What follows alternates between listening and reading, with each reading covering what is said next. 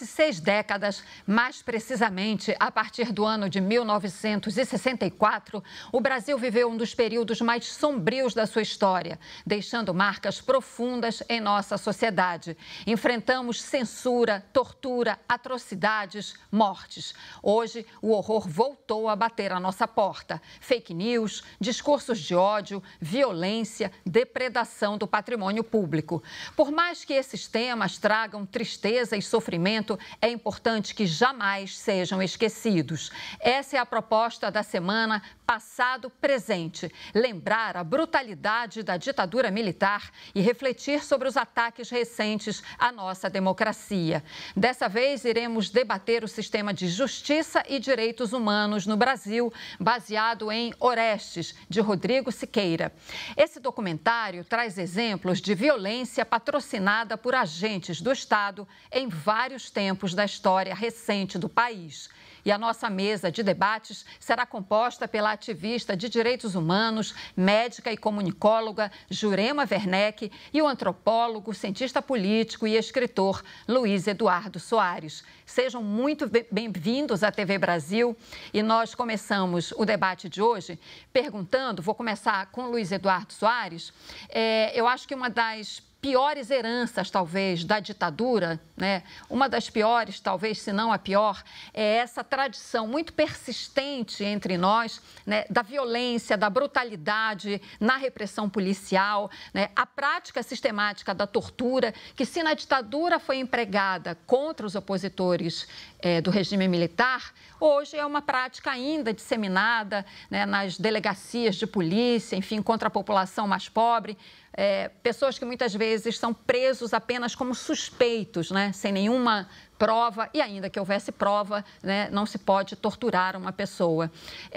Então, eu pergunto a você, Luiz Eduardo, para a gente começar o nosso debate, se a democracia falhou nesse aspecto da questão da segurança pública, né, e qual é a consequência disso para o Brasil contemporâneo.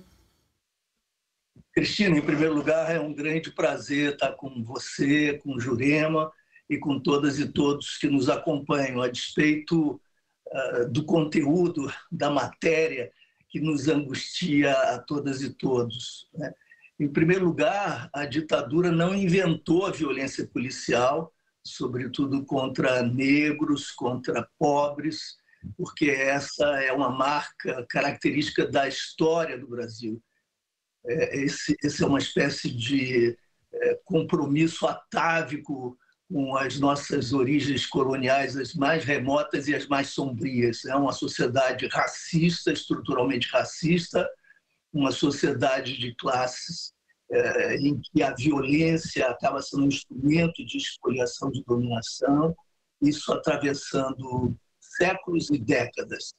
Mas é claro que a ditadura militar ou civil-militar, a partir de 64, intensificou, requalificou, reorientou essa tradição pesada com propósitos políticos muito claros e conhecidos. E o que é muito dramático para nós, já vivendo anos da dita democracia, é que o legado da ditadura continua presente, porque durante o período da transição, naquele tempo em que se negociaram as questões fundamentais que redundariam na promulgação da nossa Carta Constitucional de 1988, a pressão exercida por militares e por representantes do antigo regime, do regime ditatorial, essas pressões acabaram criando condições que forçaram a admissão, a aceitação de certas imposições que acabaram gerando o que eu chamo de enclave institucional, de tal modo que a Constituição acabou sendo promulgada com 2 artigos, o 142 e o 144, que congelam historicamente, que fixam e consolidam as estruturas organizacionais forjadas na ditadura e aqueles valores e as práticas associadas ao período ditatorial. Nós fomos obrigados, então, a conviver durante o período democrático, que A democracia nós hoje valorizamos mais do que nunca, a despeito de seus limites e suas contradições, e sabemos bem as razões, mas nós fomos obrigados a conviver, o país teve de conviver com estruturas policiais, organizações policiais, cujas práticas e cujos valores remetem à ditadura e aos ecos da escravidão. Por isso está em curso, a despeito da transição democrática e pelo fato, em parte, pelo fato de nós não termos tido, como eu estou dizendo, justamente transição na área da segurança pública, nem na área das Forças Armadas, que permaneceram isoladas e caracterizadas por essa autonomia refratária ao controle civil e político, nós acabamos testemunhando um genocídio de jovens negros e de jovens pobres nas periferias das nossas grandes cidades. E hoje, o que nós chamamos de segurança pública acaba sendo um campo de sofrimento, de dramas, de tragédias, de incompetência do Estado e de compromisso do Estado com o aprofundamento das iniquidades brasileiras históricas. Jurema, eu queria aproveitar exatamente isso que o Luiz Eduardo já trouxe, né, que esse componente tão evidente do racismo nessa brutalidade das forças de segurança. E queria te perguntar o seguinte, quer dizer, no Brasil nós não temos a pena de morte, né, como lei, não temos a pena de morte institucionalizada, mas é como se ela existisse na prática contra a população negra e periférica, que é a mais atingida por essas operações, as chacinas que acontecem muitas vezes indiscriminadamente, né? Muitas vezes não, a chacina é uma mortandade indiscriminada, né? Recentemente o STF, durante a pandemia, se posicionou contra isso, né? As forças de segurança aqui no Rio de Janeiro, o governo do estado, desrespeitaram isso, né? Enfim, é como se nós tivéssemos, então, a pena de morte aplicada contra essa população. Você concorda com isso? Olha, Cristina, um prazer estar aqui com vocês. Olha, para dizer a verdade, o Estado brasileiro tem muitos dos seus alicerces no racismo, né? E o racismo é basicamente isso, né? Essa busca de aniquilamento, de fazer desaparecer aquelas pessoas e populações a que se considera menos que humanas, não é? E no caso brasileiro, negros e negras, indígenas, não é? Ciganos, não é? A experiência da humanidade também fez isso, né? E ainda faz contra populações de judeus, os palestinos, né? No Oriente Médio. Infelizmente, o Brasil, o Estado brasileiro e suas polícias, suas forças armadas, reivindicam para si esse papel, né? de ser o executor de penas de morte extraoficiais. Você citou muito bem o exemplo do Rio de Janeiro, né? O exemplo da decisão do Supremo Tribunal Federal na DPF 635. O que é essa decisão do Supremo Tribunal Federal? Era algo que devia ser banal. O Supremo Tribunal Federal falou para o Estado do Rio de Janeiro e suas polícias que no momento que durante a pandemia, no momento em que as pessoas estavam confinadas às suas casas, as polícias não poderiam entrar igual cavalos corredores, né? Matando, atirando em tudo quanto é direção, porque o resultado era ferir e matar as pessoas que estavam lá. Veja, a decisão do Supremo Tribunal Federal foi para dizer para as polícias e para o Estado do Rio de Janeiro que as polícias não têm direito de atirar e matar indiscriminadamente. Decisão que foi e tem sido desobedecida, porque a DPF ainda está válida porque a pandemia não acabou.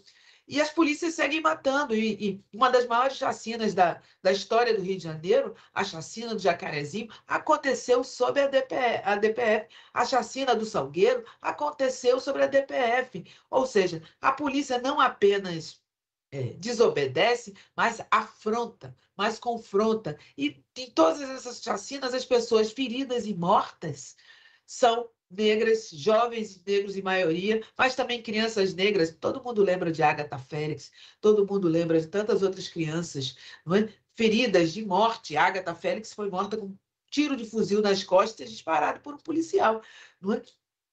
O Estado tem reivindicado isso e o que preocupa, Cristina e Luiz, é que apesar de cada vez mais parcelas da sociedade buscarem pôr um freio a essa matança, pôr um freio a essa violação sistemática do direito e do direito à vida das pessoas, ainda assim o Estado segue matando, ainda assim segue desobedecendo.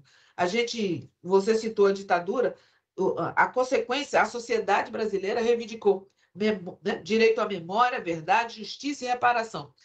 Nós, negros e negras, reivindicamos, desde o fim do regime de escravidão, reivindicamos memória, justiça, verdade, reparação. E vejam, seguimos reivindicando de todos os lados e isso não acontece. É preciso que a gente encontre meios urgentes para pôr um freio nessa matança, porque significa encontrar meios urgentes para salvar a vida de pessoas. Luiz, a partir dessa reflexão que a Jurema fez, né, dessas chacinas, a morte de uma criança negra como a Ágata e tantos outros exemplos, tem um aspecto muito estarrecedor disso tudo, que é a naturalização, né, com que a sociedade vai aceitando isso, né? Por que essa naturalização? O que isso nos diz sobre a sociedade e o Brasil que nós temos?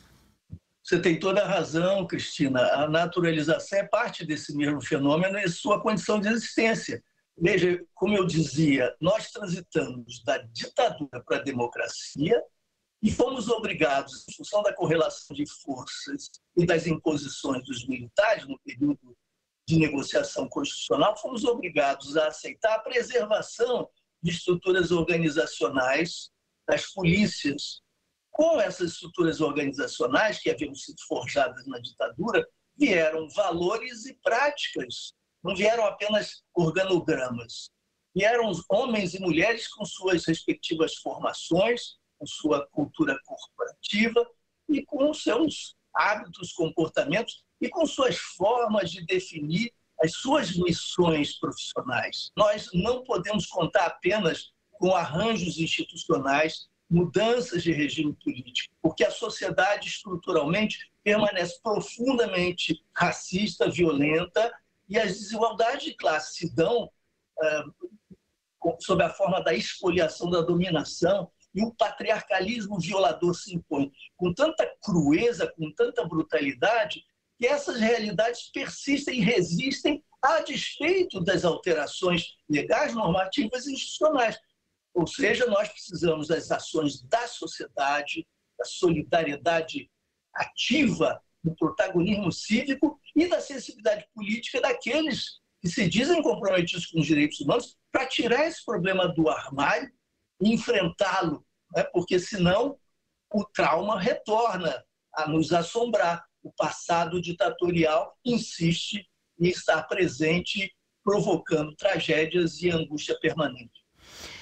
Jurema, acho que o Luiz Eduardo já aponta um caminho para a gente, né? Que é esse compromisso radical com os direitos humanos que a gente tem que ter.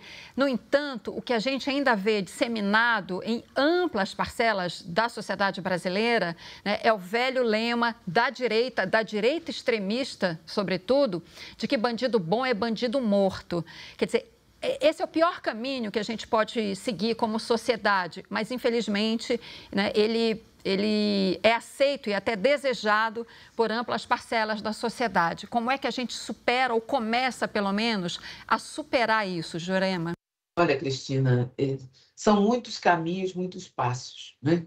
Primeiro, ou não primeiro por ordem hierárquica, mas faz parte disso considerar o outro humano como humano, né? Essas criação de castas que se baseiam na raça, ou se baseia, inclusive, no erro e no suposto acerto, né? Bandido, né? Alguém é bandido. Bandido é gente, bandido é pessoa. Né? Nós tentamos caminhar, nós, a humanidade, né? Tentamos caminhar na direção de construir, de botar ferramentas e elementos para construir uma outra cultura, que não é uma cultura de paz, porque não se trata de uma guerra, mas uma cultura de uma humanidade que precisa ser única, que todo mundo precisa reconhecer que todas e todos nós fazemos parte dela e temos que ser tratados com equivalência, não é? Que é mais do que a igualdade, mas equivalência, esse status onde todo mundo que é humano e também tudo que não é humano merece respeito e precisa ter a sua vida respeitada. Olha, são muitos caminhos. Eu acho que, do ponto de vista institucional, é preciso que as instituições rompam radicalmente com as suas estruturas racistas. É preciso que as instituições rompam com suas culturas de dominação, a que o Luiz se refere, com a sua cultura de violência. Se trata de uma cultura de produção da violência com tem resultado o privilégio de uma casta, de um grupo pequenininho, do grupelho, que se apropria de tudo, desde o ouro do território Yanomami até das nossas vidas. São as nossas vidas que são apropriadas e destruídas. É preciso lembrar, não é que a gente fala, né, que o Luiz falou que a gente mudou de regime, mudou de situação política, mudou e, ao mesmo tempo, não mudou, né, Luiz? Assim, todo mundo que vive em favela não afirma em momento nenhum que existe democracia no Brasil. Todo mundo que é negro no Brasil não afirma que existe liberdade no Brasil. Todo mundo que é indígena, veja, não afirma que esse país é um país de todos. Nós estamos sempre em disputa, mas é preciso que a gente continue ampliando essa aliança para empurrar cada vez mais para fora da fronteira humana esse tipo de visão, de atitude e de cultura de produção de violência e aniquilamento. São muitos caminhos, tem leis, tem regulamentos, tem pactuações que a gente faz, mas também tem uma profunda revisão e escolha ética que cada ser humano deve fazer, cada brasileiro e brasileira deve fazer, e particularmente, especificamente também, aqueles brasileiros e brasileiras que vivem nas bolhas privilegiadas. Precisa reconhecer que essa bolha de privilégio é feita à custa de muita violência, de muita expoliação, de muita expropriação e, no limite, de muita morte. É preciso romper esse pacto que Cida Bento chama de pacto narcísico da branquitude para integrar para participar e integrar uma sociedade onde todas e todos nós fazemos parte. Eu quero trazer um ingrediente aqui para o nosso debate. A gente já está caminhando para o final, mas acho que esse ponto não pode ficar de fora.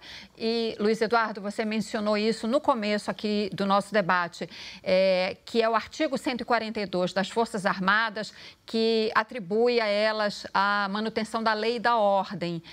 Eu quero saber se você acha necessário mudar esse artigo na Constituição ou não. Para você, está claro que as Forças Armadas não têm poder de tutela sobre o poder civil, né?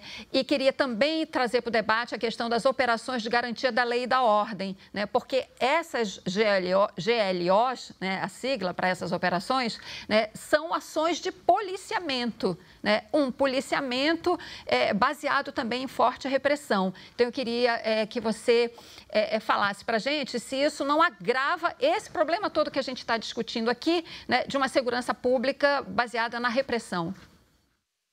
Agrava sim, Cristina, sem dúvida. E eu queria dizer a você, a todas e todos que nos acompanham, que eu estou em pleno acordo com Jurema. Eu acho que ela sintetizou de um modo que eu não conseguiria quais são as questões, no fundo, envolvidas nisso tudo. Então, mudanças nas mais diversas ordens, em todos os níveis, mudanças normativas, legais, institucionais, mudanças políticas, mas também as mudanças culturais que dependem da criatividade comunitária, social, a alteração das perspectivas éticas, enfim. A Jurema trouxe para nós a agenda fundamental.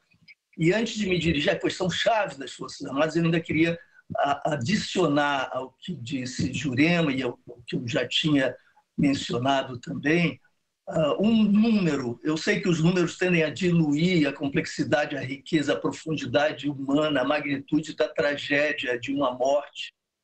Os números acabam igualando, dissolvendo o que há de humano em todo esse processo, mas às vezes eles são necessários para que nós tenhamos uma medida. Nós estamos falando do seguinte: no estado do Rio de Janeiro, de 2003 a 2022, inclusive, houve 20.791 mortes provocadas por ações policiais, das quais uma faixa mínima, que não passa de 1,5%, chegou às barras dos tribunais. Esse é o fato. No ano passado e nos anos anteriores, as mortes provocadas por ações policiais corresponderam a cerca de 30% dos homicídios dolosos perpetrados no Estado. De modo que quem se preocupa com o crime mais grave, aquele que fere a segurança pública de modo mais drástico, são os homicídios dolosos, as mortes provocadas por ações violentas, quem tem essa preocupação deve se debruçar sobre a responsabilidade do Estado. Se o Estado freasse o seu ímpeto sanguinário, para dizê-lo com todas as letras, nós teríamos imediatamente uma redução de 30% dos homicídios dolosos. E não são esses que freiam os demais, isso está mais do que demonstrado nas pesquisas. O outro lado, você mencionou, e é absolutamente chave.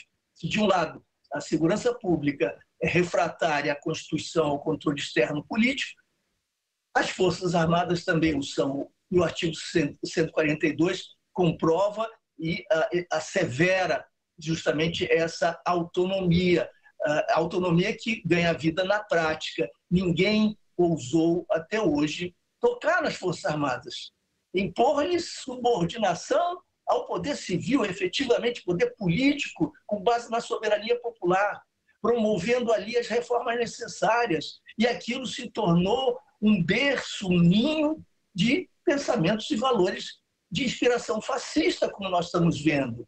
E por um triz nós nos salvamos do que poderia ser a tragédia maior, a aventura de um golpe. Mas assim como hegemonicamente, a despeito da diversidade, das heterogeneidades, a política está submetida a valores que remetem ao fascismo, também as Forças Armadas se encontram e convergem com as polícias nesse plano valorativo cultural. Por isso, eu diria que eles não se converteram ao bolsonarismo, eles eram bolsonaristas avant la lettre, antes de Bolsonaro.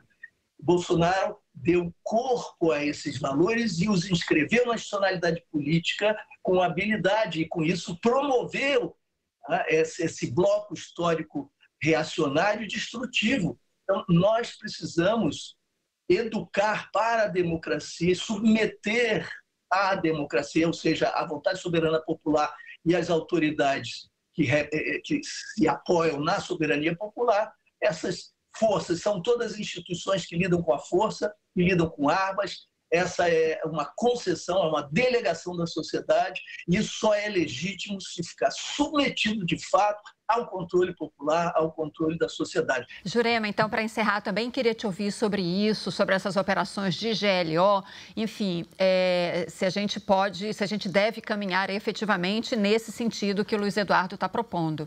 Luiz Eduardo é um dos melhores e maiores especialistas do Brasil nessa área, então tem um pouco a acrescentar.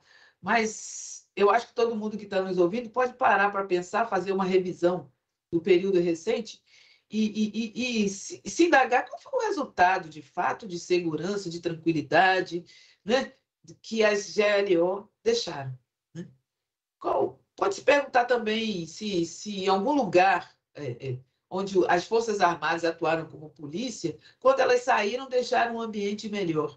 Se a presença das Forças Armadas exercendo o poder de polícia contribuiu de alguma forma para alterar as práticas lesivas das próprias polícias.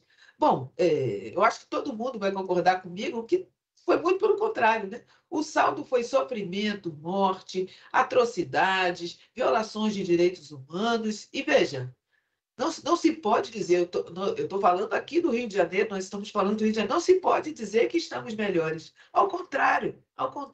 Não é? Novas chacinas acontecem, a situação, as populações que vivem em favelas e periferias estão reféns das violências que vêm de todos os lados, inclusive dos agentes do Estado. Nada melhorou. A gestão das Forças Armadas na saúde demonstrou uma outra face para usar um termo leve, da incompetência que essas instituições apresentam, né, que estavam envoltas no mito de uma competência que nunca foi provada, né, uma narrativa circular de que eles fariam melhor, porque a prática demonstra que eles não têm feito melhor. A solução não está na arma. A solução não está na violência, a solução não está na morte. Isso a gente já sabia desde antes, não é? É preciso lembrar que o Brasil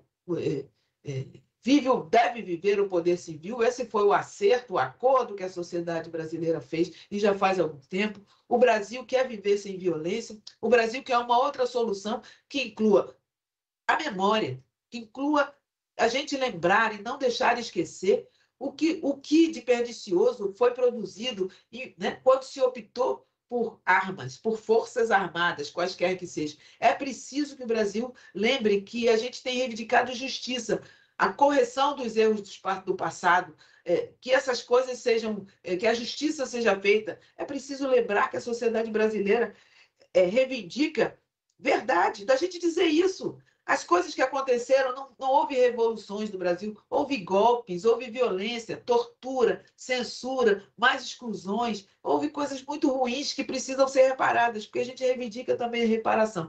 Não há que se esperar, né, que armas resolvam os graves problemas do Brasil. Armas produzem aquilo que elas foram feitas para produzir: ferimento e morte, nunca a solução para o que a gente quer.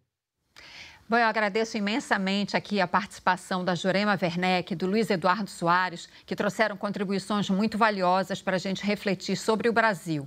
Agradeço especialmente a você que nos acompanhou até aqui. Você fica agora com o filme Orestes, de Rodrigo Siqueira. Uma boa noite para você.